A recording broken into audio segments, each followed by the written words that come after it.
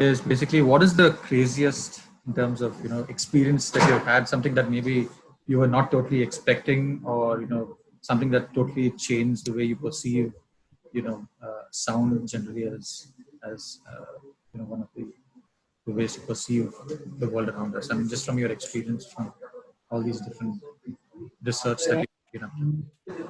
maybe tell two things I experienced. One I already mentioned. It was the first time I heard the sounds of the animals in the soil. I was really surprised because I thought I wouldn't hear anything, and I wasn't aware that the animals also communicate acoustically in the soils.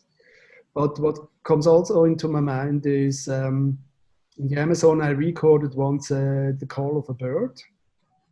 And that call was really fascinating. It didn't sound so special actually when you hear it, but once I analyzed it and made the spectrogram out of it, I was really astonished because there were parts of that call in the non-audible domain, in the ultrasonic area, that looked like the drawing of a tree. And what is the meaning for that and the purpose behind that? It's why, who does that hear? And why does that call have the structure of a tree?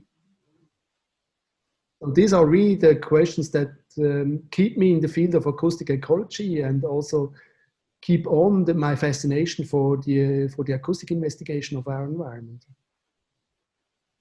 What was the name of the bird? Like, were you able to ID it?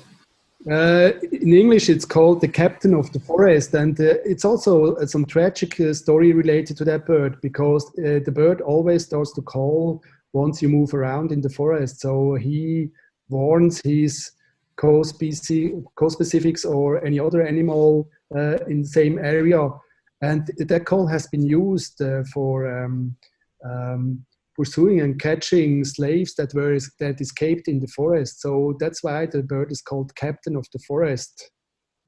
So, but I think it's always an interesting thing once you start to do research or work as an artist, the stories that are around certain acoustic phenomena that you should certainly count into the narration you try to develop.